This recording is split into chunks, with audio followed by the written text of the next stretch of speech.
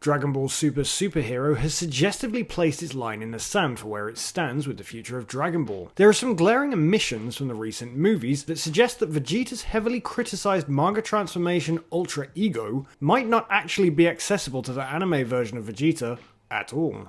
For those unaware, a brief summary of Vegeta's Ultra Ego form is that he learns it via watching Beerus train and having had a few test battles with Beerus. The form is utilised to manage destruction energy better, and it's visually very similar to Toppo's God of Destruction form from the Tournament of Power, but without the representative universal symbol on his chest. And to showcase the extreme destructive power of this technique, it also destroys his eyebrows. We technically see 3 characters supposedly use Ultra Ego, if it is retconned to all be the same technique. The earliest use of this technique is possibly Beerus when he attacks Majin Buu for eating the pudding, becoming shrouded in a purple aura. Post that, Toppo potentially used it in the Tournament of Power, although he doesn't do this in the manga. And of course, finally the Prince himself uses it during the Granolah arc of the manga. However, whilst it is perfectly logical to assume that Beerus and Toppo are using Ultra Ego, or the Secret of Self-Indulgence, as it's known in Japanese, nothing official has confirmed that as of yet, so it's best to assume that's still a theory for now.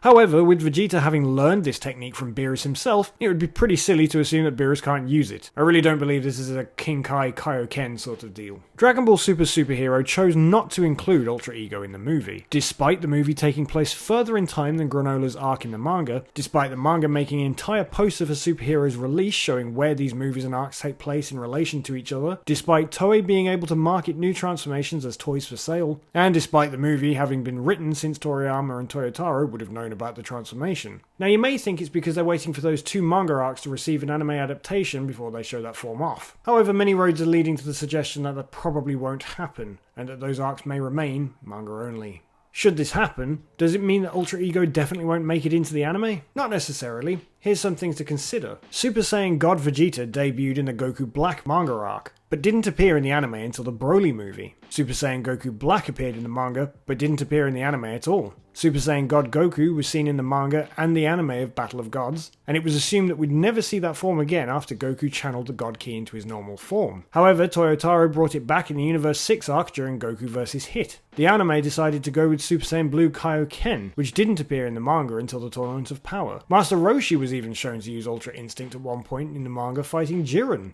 but that never happened in the anime, albeit UI Roshi did take place in the manga after the anime had finished. Goku may not have used Ultra Ego before, but he used the destruction technique against Zamasu, which of course never happened in the anime. I mention this because we don't usually see characters use destruction energy, so it's possible this does get retconned that Goku did learn the beginnings of Ultra Ego, but because it didn't suit his combat style, he abandoned it. This is important to mention because it does show that the continuities follow a similar chain of events, however not everything happens the same way. It also shows that some first-time transformations appear at different times in both stories, and sometimes not at all. After the anime finished, the manga was due to continue and produce the 2 arcs that followed, now known as Moro and Granolah, whereas the anime went on to produce the Broly movie and production began on Superhero as well. Most people fairly assumed this was to give the Super manga a chance to get ahead of the anime, considering this is the way that most anime adaptations work with their manga counterparts. However, it is important to remember that Super wasn't a manga adaptation. It wasn't an anime adaptation of the manga.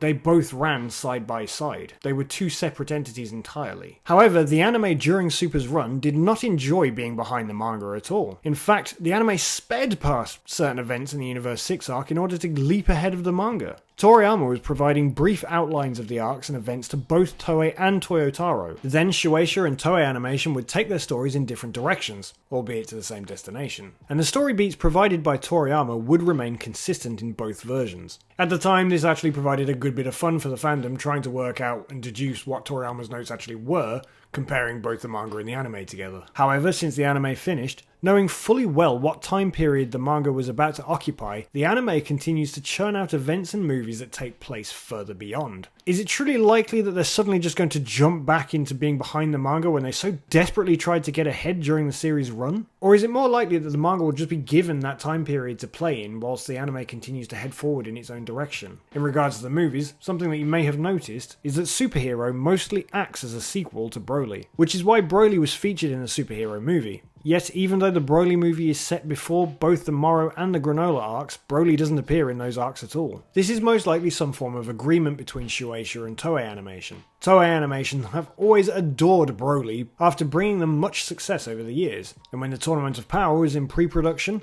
Toei wanted to create Kale, an alternative Broly in order to bring in the spirit of Broly to the anime. Upon this request, Toriyama created Caulifla to go alongside Kale. When this happened, it seems as though something finally got the wheels moving and the production started on rebooting the Broly movie. Toriyama was working on his script for the Broly movie whilst the Tournament of Power was still airing. Perhaps Toei wanted the ability to do whatever they wanted with Broly without having to worry about the manga's influence, meaning the manga was forced to ignore Broly for 2 arcs until Superhero was completed, and then they could move on to cover a manga adaptation of the movie, where they were able to include Broly but not do any major changes. If this is the case, it makes you wonder what they might have agreed to as a trade. Perhaps this is where the manga would get Ultra Ego for one of the most popular characters in the franchise. This could make sense if it were to suggest that Ultra Ego couldn't appear in the movie because the manga had agreed to introduce Ultra Ego first, despite actually being further into the timeline than the Granolah arc. Having said that, Ultra Ego first appeared in the manga on July 20th, 2021, and Dragon Ball Super Superhero released on the 11th of June, 2022.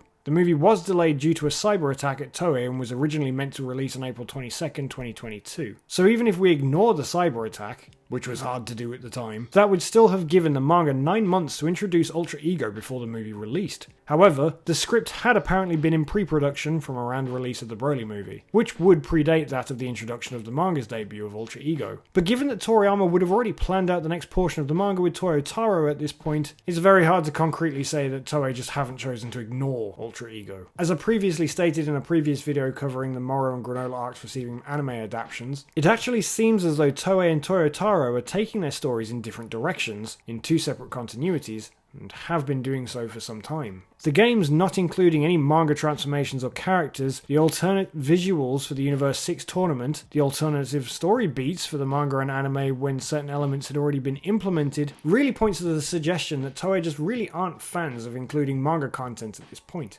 With Toei now figuratively breathing down the end of Z's neck in terms of timeline, it seems that the next story that Toei will tell in the Dragon Ball universe is expected to be post-Superhero, or even post the end of Z. Toei seems firmly set in place to continue telling stories in a forward trajectory. It doesn't seem likely that they're about to suddenly jump back 2 arcs and start telling a story that puts them behind the manga once again. And if this happens where Toei continue forward and miss out the Moro and Granolah arcs, it's very possible that they'll introduce their own version of Ultra Ego, but it might not be the same one that we've seen in the manga. But what do you think? Let me know in the comment section down below. Please remember to leave a like on the video if you enjoyed it, and please consider subscribing for more Dragon Ball content like this in future. So until we meet again, bye!